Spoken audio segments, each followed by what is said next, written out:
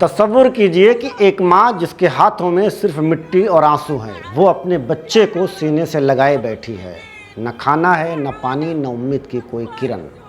اس کی چیخیں آسمان کو چھوتی ہیں مگر دنیا کے کانوں تک پہنچنے سے پہلے ہی خاموش ہو جاتی ہیں۔ یہ کوئی افسانہ نہیں، یہ حقیقت ہے، سوڈان کی حقیقت۔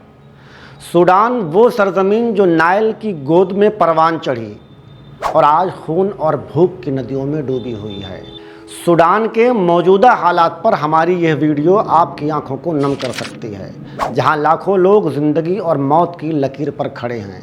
یہ صرف اعداد و شمار نہیں، یہ انسانی بحران کی کہانی نہیں، یہ ایک سچائی ہے۔ جہاں بچوں کی ہنسی جو ہمیشہ کے لیے خاموش ہو گئی، عورتوں کی عزت جو تشدد کی بھٹی میں جل گئی، اور مردوں کی جدوجہد جو طاقت کی ہوس میں کچل دی گئی۔ ویڈیو کو پوری دیکھیے، چینل کو سبسکرائب اور فیس بک پیج کو فالو کر لیں۔ ہمارے ڈیجیٹل میڈیا ہاؤس کو سپورٹ کرنا نہ کرنا آپ کی مرضی، لیکن اس ویڈیو کو لازمی شیئر کر دیں تاکہ بے حسی کا شکار دنیا کو سوڈان کی بے بسی سے باخبر کیا جا سکے۔ گزشتہ 2 سال، صرف 2 سال، اور یہ بحران دنیا کا سب سے بڑا المیہ بن چکا ہے۔ 10 ملین عوام بے گھر ہو چکی ہے، 24 ملین لوگ بھوک اور پیاس سے مر رہے ہیں، ہزاروں لاشیں زمین پر بکھری پڑی ہیں جہاں ان کی لاشیں چیل اور کوے نوچ رہے ہیں۔ لیکن یہ سب ہوا کیوں؟ کس نے کیا؟ اور دنیا خاموش کیوں ہے؟ ممکن ہے کہ ہماری یہ ویڈیو آپ کے لیے تھوڑی تکلیف دہ ہو، لیکن یاد رکھیں، یہ درد جو آپ کو رلائے گا شاید سوچنے پر آپ کو مجبور بھی کرے، اور آپ کی ایک چھوٹی سی کوشش سوڈانی عوام کی آواز بن جائے۔ اس لیے ویڈیو کو اپنے دوستوں کے ساتھ ضروری شیئر کریں۔ محسوس کیجئے سوڈان کے لوگوں کی ان آوازوں کو جو سیاست کے شور میں دب گئی۔ سوڈان کے عوام جو کبھی نائل کے پانی سے زندگی بخش تازہ اور صاف شفاف پانی پیتے تھے، آج گندے تالابوں کا پانی پینے پر مجبور ہیں۔ 24 ملین لوگ، آدھی آبادی، شدید خوراک کی کمی کا شکار ہے۔ دارفور اور کڈوگلی میں قحط پھیل چکا ہے، جہاں ہر گھنٹے ایک بچہ موت کی آغوش میں سو جاتا ہے۔ فاطمہ 8 سال کی بچی 1 ہفتے سے بھوکی ہے، ماں کے پاس نہ روٹی ہے نہ جواب۔ وہ پوچھتی ہے کہ امی بھوک کیوں ہے، اور ماں بے بس صرف آنسو بہاتی ہے۔ ایسی ہزاروں فاطمائیں روز مرتی ہیں، نہ کوئی خبر بنتی ہے، نہ دنیا کی کوئی ہمدردی ملتی ہے۔ اور عورتیں، اللہ کی سب سے نازک مخلوق، ہر وقت سوڈان میں سب سے زیادہ مظلوم ہیں۔ تشدد، ریپ، اغوا، یہ سب روز کا معمول بن چکا ہے۔ آمنہ کہتی ہیں، میں نے اپنی بیٹی کو بچانے کے لیے اپنا جسم تک قربان کر دیا، مگر وہ بھی چھین لی گئی۔ اب میں زندہ لاش بن چکی ہوں۔ 10 ملین لوگ اپنے گھروں سے بے گھر ہیں۔ چاڈ، جنوبی سوڈان، مصر، جہاں کوئی جائے پناہ نہیں۔ یہ صرف بے بسی نہیں، یہ موت کی سزا ہے۔ مگر یاد رکھیے، جب انسانیت مر جائے تو اس کی لاش ہم سب کے دلوں میں دفن ہو جاتی ہے۔ انسانی حقوق کتنا خوبصورت لفظ ہے۔ امریکہ، یورپ، اقوام متحدہ سب امن اور انصاف کی بات کرتے ہیں، مگر سوڈان میں جہاں بچے بھوک سے مر رہے ہیں سب خاموش ہیں۔ امریکہ اربوں ڈالر یوکرین کے لیے دیتا ہے، مگر سوڈان کے لیے محض چند فیصد۔ کیوں؟ کیونکہ یہاں تیل نہیں ہے، صرف سیاہ فام لوگ بستے ہیں۔ یورپ کہتا ہے کہ ہمیں ہر جان کی سلامتی عزیز ہے، مگر جب ایک بچہ سوڈان میں بھوک سے مرتا ہے تو یورپ کی سلامتی کہاں مر جاتی ہے؟ اقوام متحدہ پوری دنیا کے امن عامہ کا ٹھیکیدار ابھی تک سوڈان کے لیے کیا کیا؟ قحط زدہ علاقوں میں امداد روکی جا رہی ہے اور اقوام متحدہ خاموش ہے۔ کیوں؟ یہ خاموشی نہیں، یہ جرم ہے۔ ہر خاموش رہنما کا ہاتھ آج سوڈانی عوام کے خون سے لال ہے۔ ہیومن رائٹس کی بڑی بڑی باتیں کرنے والے ممالک آج خاموش کیوں ہیں؟ کیا انسانی حقوق صرف سفید چہروں کے لیے ہیں؟ سوڈان کی چیخیں انہیں کیوں سنائی نہیں دیتی؟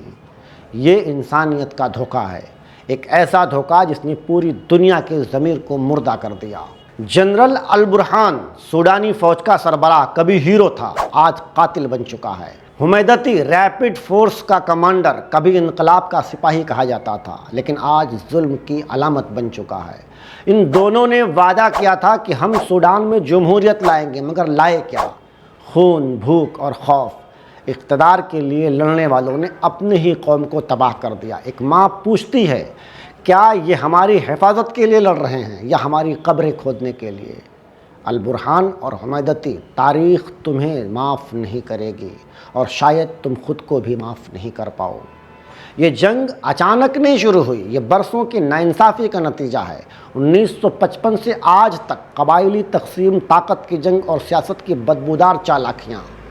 دارفور جہاں 2003 میں نسل کشی ہوئی، دنیا نے آنکھیں بند کر لیں، وہی ملیشیا آج RSF کہلاتی ہے۔ بشیر کا دور، 3 دہائیوں تک ڈکٹیٹرشپ، جنہوں نے ملک کو توڑا، ملک کے ماحول کو خراب کیا، امن عامہ کو پامال کیا۔ سال 2019 عوام سڑکوں پر نکلے، ایک امید جگی، مگر 2021 میں پھر وہی فوجی بغاوت، پھر وہی لاقانونیت، پھر سے جمہوریت کا گلا گھونٹا گیا۔ پھر سال 2023 خانہ جنگی، دارالحکومت جل اٹھا، شہر ملبہ بن گئے، اور آج سوڈان ایک قبرستان میں تبدیل ہو چکا ہے۔ یہ تاریخ کے وہ زخم ہیں جو بار بار کھلتے ہیں، کیونکہ دنیا نے کبھی اس زخم کا علاج ہی نہیں کیا۔ سوڈان، شام، لیبیا، یمن اور فلسطین، سب کی کہانی ایک جیسی کیوں ہے؟ کہنے کے لیے سب مسلمان ہیں، مگر متحد کیوں نہیں؟ سب قرآن پڑھتے ہیں، مگر وَاعْتَصِمُوا بِحَبْلِ اللَّهِ جَمِيعًا کیوں بھول گئے؟ سعودی عرب اور UAE یعنی متحدہ عرب امارات دونوں اپنے اپنے گروپوں کو سپورٹ کر رہے ہیں۔ مصر خاموش ہے، دنیا دیکھ رہی ہے۔ یہ امت جو ایک جسم تھی اب ٹکڑوں میں بٹ گئی ہے۔ طاقت کی ہوس، فرقہ واریت اور خود غرضی یہ مسلمانوں کے سیاست کے بنیاد بن چکے ہیں۔ جب تک یہ خود نہیں بدلیں گے، سوڈان جیسے سانحے دہراتے رہیں گے۔ یہ بات سچ ہے کہ حالات انتہائی خراب ہیں، مگر اس میں بھی امید کی ایک کرن ہے۔ ابھی بھی ایسے لوگ ہیں جو روٹیاں بانٹ رہے ہیں، جو زخمیوں کو اٹھا رہے ہیں، بیماروں کی تیمارداری کر رہے ہیں اور دعائیں مانگ رہے ہیں۔ سوڈان زندہ رہ سکتا ہے اگر ہم آواز اٹھائیں، اگر ہم اپنی خاموشی توڑ دیں۔ یہ وقت ہے بولنے کا، مدد کرنے کا اور انسان بننے کا۔ ہم نے ایک انتہائی افسوسناک لیکن جتنا بھی ممکن ہوا آواز اٹھانے کا فرض ضرور ادا کیا ہے۔ اب اس ویڈیو کو مزید دوسروں تک پہنچانا آپ کی اپنی ذمہ داری ہے۔ ویڈیو کو زیادہ سے زیادہ لوگوں تک شیئر کریں تاکہ دنیا کو جگایا جا سکے۔ سوڈانی عوام کے حق میں ہماری یہ چھوٹی سی کوشش آپ کو کیسی لگی کمنٹ کر کے ضرور بتائیں۔ شکریہ۔